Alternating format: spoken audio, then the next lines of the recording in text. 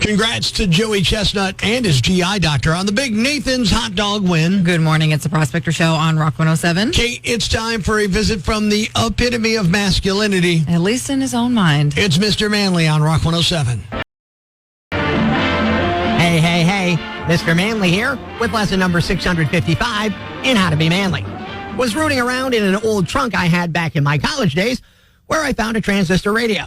Oh, the joy that radio gave me when life was so simple. Of course, I decided to live in the past a little. I remember hearing songs on that radio like Summer by War, California Girls from the Beach Boys, and Bob Seger's Night Moves. But since I have a pool in my backyard, I decided I'd open my doors to the neighborhood this past weekend and allow them to come by for a cookout by the pool. Saturday night, a woman came by and said, "I'm your new neighbor, Linda, and this is my daughter, Wendy. Thanks for the hospitality. We just moved in and are famished." Linda was a striking woman, but with a daughter and, who knows, maybe a husband. Regardless, I welcomed them the same as the rest of the neighborhood. When they were leaving, the little girl, Wendy, came up to me and said, "Thank you, and can we come back tomorrow?" I said, "Sure." And when I was your age, around the 4th of July, we'd set up a lemonade stand in front of the house. We can all set one up when you and your mom come tomorrow. Would you like that? Well, they both said yes. The next day, Linda mentioned to me how happy Wendy was about the stand and said, Breaking the news that's already broken. It's time for Prospector's Briefs on Rock 107. Scientists say the dad bod is the perfect body for men. Women can read more about it in this month's issue of Double Standards. Elon Musk is starting his own political party. He's calling it the America Party, which is kind of disappointing from a guy who names his kids after QR codes. Today is National Day of Rock and Roll. You can celebrate it any way you want, but if your name's Bill Ward, please keep your shirt on. Prospector ruins everything, even the news. Tune in tomorrow for Prospector's Briefs on Rock 107. We hope you had a good 4th. Good morning. It's Prospector Show on Rock 107. But if your Independence Day didn't go so well, maybe it's something from this list of top 5 reasons your 4th of July sucked. All right, here we go, Kate. Number 5, when you started your day today, your nickname was Five Finger Fred. When you finished, it was Stubby. Top 5 reasons your 4th of July sucked. Number 4, that Instagram photo of your non-GMO, gluten-free tofu hot dog didn't get a single like. Number 3, Nana decided to wear her patriotic red, white, and blue thong. Top 5 reasons your 4th of July sucked. Number 2, the fireworks show you attended was run by Great White's Pyro Team. And the number 1 reason your 4th of July sucked, the only wiener that got cooked was yours when an M80 went off in your pocket. There you have it. Ozzy Osbourne took his final bow on Saturday from a bat-winged throne, as is his right, during his Back to the Beginning show with Black Sabbath. Good morning, it's Prospector Show on Rock 107. It was a 10-hour event with over 40,000 fans in their hometown of Birmingham, England. And here are some of the highlights. So, Kate, Ozzy's vocals sounded strong on some songs and not so strong on others, despite his Parkinson's battle and other physical setbacks and back surgery and all that. He remained seated for his solo set, which started with I Don't Know.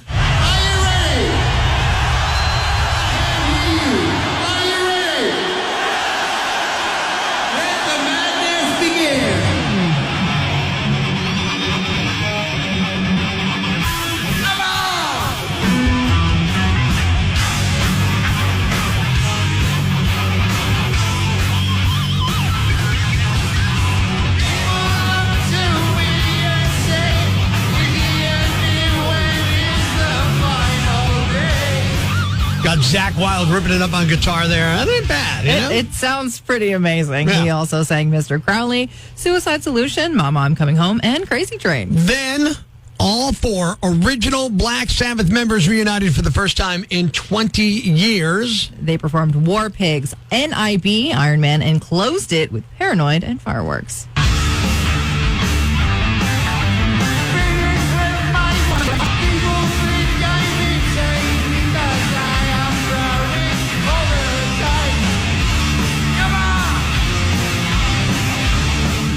Other performers included Metallica, Guns N' Roses, Tool, Mastodon, Anthrax, Hailstorm, Tom Morello, Slayer, and tons more. Now, Steven Tyler I was shocked by how good he sounded. I mean, seriously.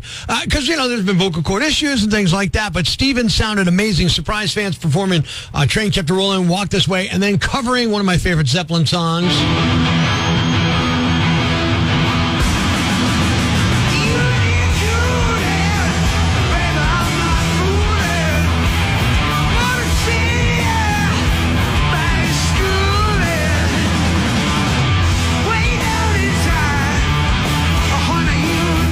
Since we're probably never going to get that Zeppelin reunion I've been hoping for since 1980. I guess we'll do with that. Steven Tyler sounded good there. If you want to see the entire thing, the stream's available. You can purchase it on demand through today at backtothebeginning.com. Sharon says there's a band that she disinvited from the event after they wanted to make a profit. Quote, after the show, I'll let everyone know who it was. I think people will be shocked.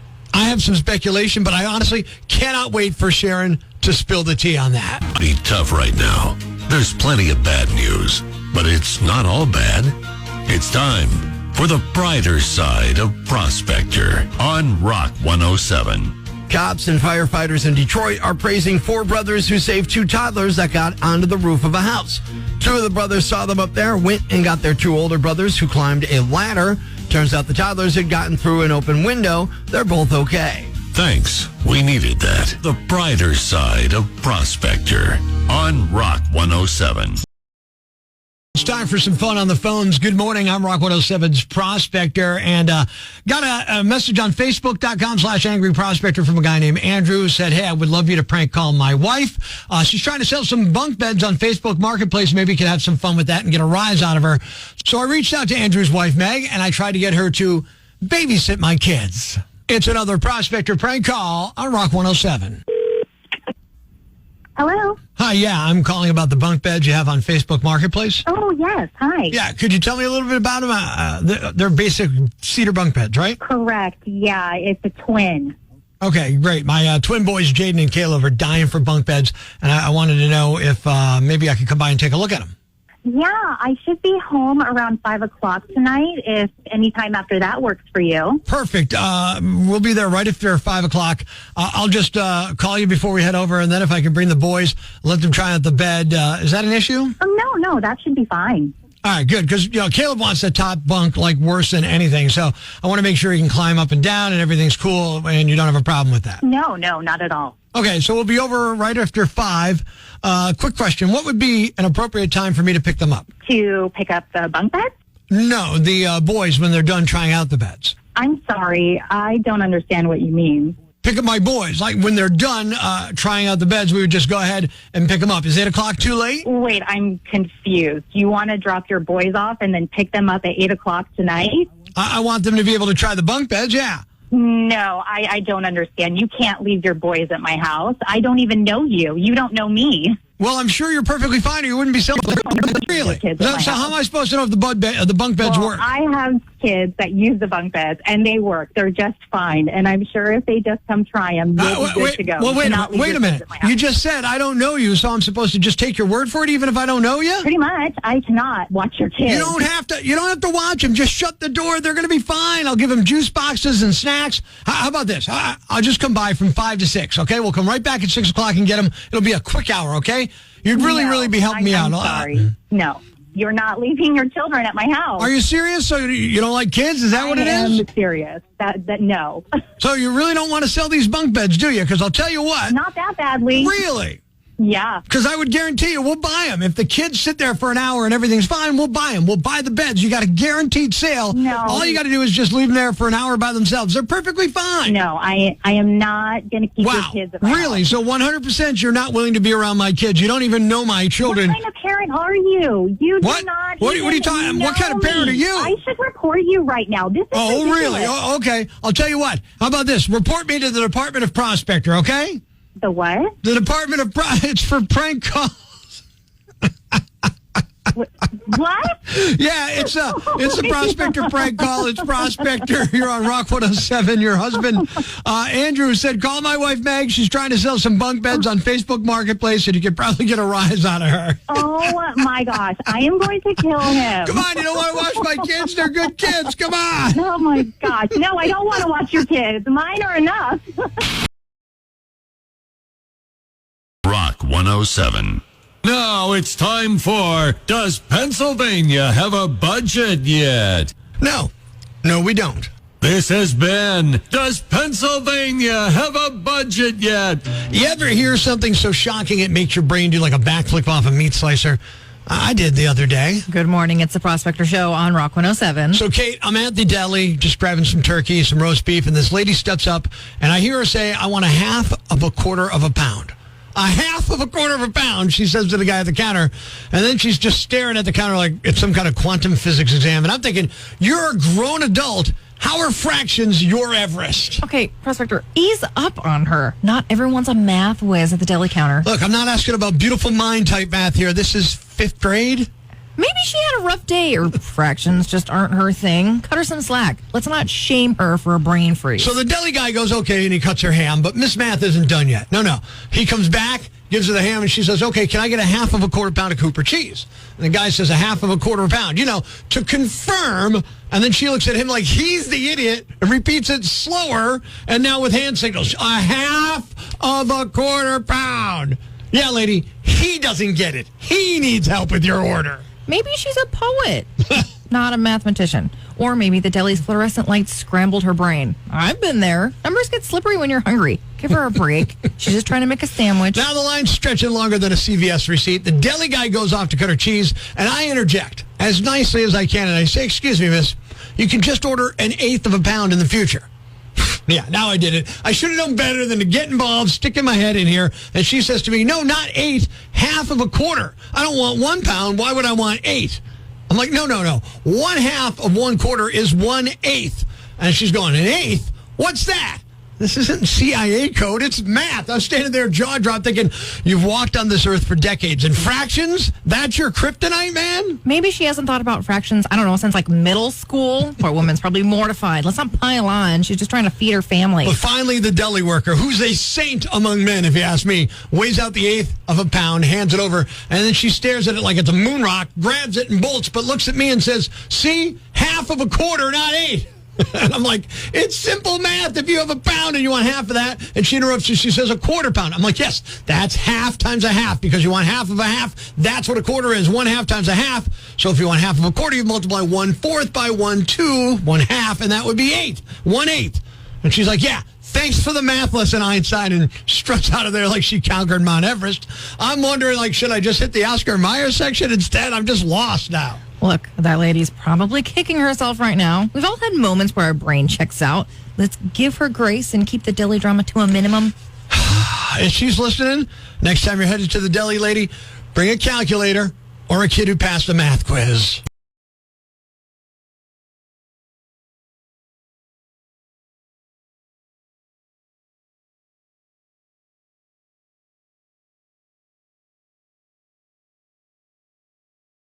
Ladies and gentlemen, grab the kids, call your neighbors, and gather around the radio.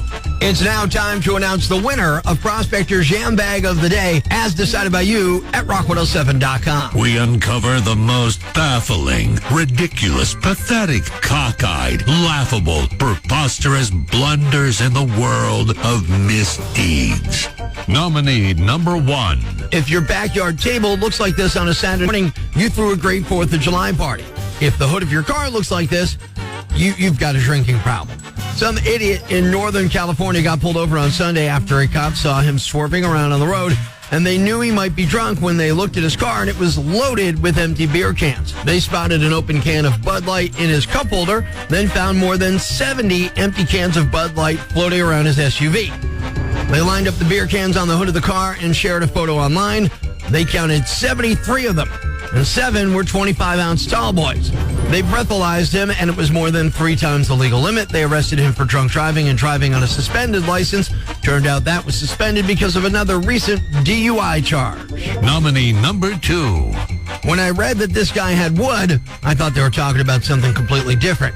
A naked man armed with a piece of wood attacked 2 people in Raleigh, North Carolina. He walked up to a guy's car around 2:30 p.m., totally nude, holding a wooden post. He told the guy to let him in the car, then assaulted him with the post and took off.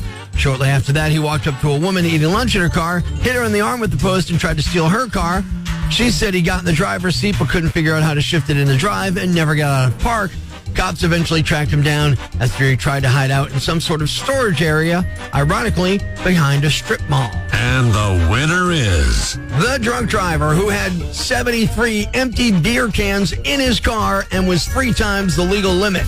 You're the Yam Bag of the Day, and we'll move on to Friday's Yam Bag of the Week competition. Keep it here for all the nominees for Prospector's Yam Bag of the Day, weekday mornings on Rock 107.